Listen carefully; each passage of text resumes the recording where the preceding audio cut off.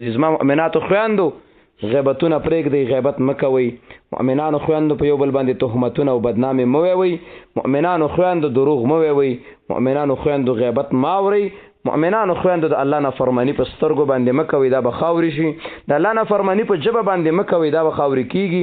د الله رب العالمین نافرماني په غوږونو باندې مه کوئ، په دې کې به خاورې ولوېږي. په دې خپو باندې د الله نافرماني مه کوه، د دې نه ساه وځي. په دې لاسونو د الله نافرماني مه کوه، دا به وچ لرګي شي. ګورئ قبر ته تلل دي، د الله رب العالمین بندګي وکړه. زما مؤمناتو خویندو ستاسو دپاره صرف یو حدیث نبی صلی الله علیه وسلم فرمایلی دي، دوه قسمه خلک دی او دا به جهنم ته ځي، خو لا ما نه دي لیدلي. یو قوم دی چې د هغو د زور په لاس د ډنګي او د ټوپک په زور خلکو باندې ظلم کوي. سړی مجرم نه دی او دا یری وهي او دا غرب احساس دی. هغه کې خو الحمدلله موږ او تاسو نه یو، ځکه موږ سره هېڅ شی نشته. دویم هغه زنانه دي. زنانه کې دوه نقصانات دي چې د دې د وجې نه جهنم ته ځي، چې په دې حدیث کې ذکر دي او په بل حدیث کې نور دوه دانې ذکر دي. په هغې حدیث کې یو دا ذکر دي چې د زنانه تکثرن اللعنه. نبی صلی الله علیه وسلم فرمایلی وی معراج ته لاړم، ښځې په جهنم کې ډېرې وي. یو توره غوندې جنۍ ورته پاسېدله، په دې مخې دانې وي، نره جنۍ وه، د اوسنۍ زمانې د ټولو جنکو نه قیمتي، ځکه صحابیه وه. وی د الله پیغمبره ولې به موږ جهنم ته ځو؟ تکثرن اللعن، تاسو لعنتونه ډېر وی.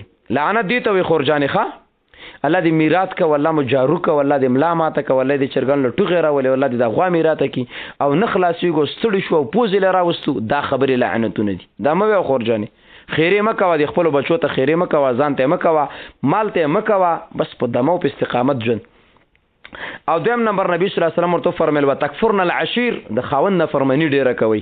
رسول صلی الله علیه وسلم فرمایلی دي وایي که ته چېرته دې سره یو زمانه احسان وکړي که نه او بیا معمولي شان د نقصان در نه ویني، نو ما رأیتو منک خیرا قطو، خاوند ته وایي د تا په کور کې مې د سره خیر نه دی لیدلی. مؤمناتو خویندو داسې مه ویوئ، احسان کوي. هېڅ یو خاوند نه غواړي چې د ښځه بدرنګه شي، د ده ښځه بیکار نه، د تا دپاره خوراک، د تا دپاره جامې، کوټه، هر څه دا خاوند غواړي، لیکن د رزق تقسیم د الله سره، د چا سره مال ډېر او د چا سره کم وي.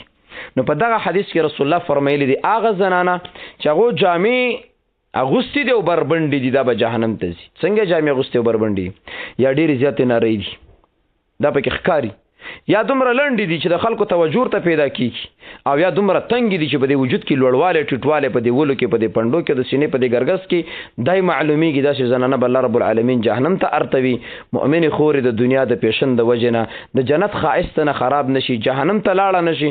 که سپینه پیدا کړي الله پیدا کړي، خو د دې دپاره نه پیدا کړي چې د سپینوالی د الله په دشمنۍ کې وارته. که لوړه پیدا کړي الله پیدا کړي، که د جامې در کړي الله در کړي، خو دې لیدله نه دي در کړي چې ځان جهنم ته ویسي. نه، مؤمنې خورې د نرو جامونه، د لنډو جامونه، د تنګو جامونه او د وسنو جنکۍ خو زنده باد شرین چپینسا او نستونی نه، او په دې بازارونو کې ګرځي. پرون نابل ترون تلم وړه شانتې لور مې د بنګړو لري ماله بنګړي والا، نو بنګړي خو ما راوړی شو، خو ما چې دا لور مې خوشحاله شي. بیا چې مې ماخوستان راوسته څنګه مې په بازار کې وګرځولې، بازار ته لاړم د دې دپاره چې بنګړي والم. نو لاړم مستسې په یېره باندې روان یم چې یا الله څه به کېږي، ځکه ما ته خو پته وه چې دا څنګه مارکیټ دی که نه. زه هلته درس کوم، هغه خلکو غوږونه مې پرې خلاص کړي د الله په فضل باندې. د دې کونړیانو دا خیال لر سړی نر دی چې بیا بازار ته ورشي بیا پکې د اوس نه معلومیږي، بیا به نر سره پیدا نه کړي، ټول د اوسالي. ځکه دا نو چې لاړم د جینۍ او د دکاندار د وجود په منځ کې دوه ګوتې فاصله نشته، څه طرف ته لګېږي او د څه بېدبي دې مافي، بیا دې بېدبي مافي. زما هم ډېر ښه خویندې شته، مور ښځه مې شته، د دې هلک او د دې جینۍ د دې کوناټو په منځ کې دوه ګوتې فاصله نه وي، همداسې لګېدلې او ټولې بې واده جینکۍ. الله نه هېرېږي، په یو مټه بنګلو پسې دومره وځي.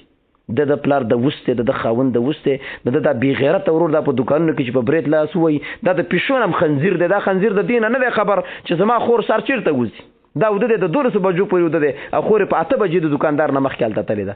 الحمدلله زموږ په دې علاقه کې دا کار نشته، په دې باندې موږ مطمئن یو که یي زه به ترې خبر نه یم، او که خبر شم بیا یې ویم زه خو په چا بریک نه اخلم که نه، تا ته پته شه پیغمامه بریک خو نه اخلم.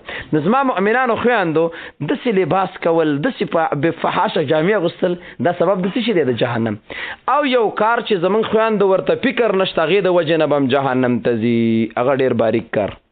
او زه دومره خفه شم په دې لاره کې، کله کله مې زړه شي چې دې خور ته یم چې خورجانې که ته هسې ځان نه کاغذي او پلاستیکي غیرت نه کوي، یوه خبره درته کوم، هغه دا دی دا شاته ویښتان راغونډ کړي او چونډقۍ غوندې سازوي، او دا په داسې جنکو کې دی، مدرسې وی پکې دی، دین وی پکې دی، ښه بیان اوري بیم. نو که د بیان نه وروسته بیا هم دا کار کوي، ستا جهنم خوښ وي، الله دې ورته بوزده چې د ارمان دې پوره شي.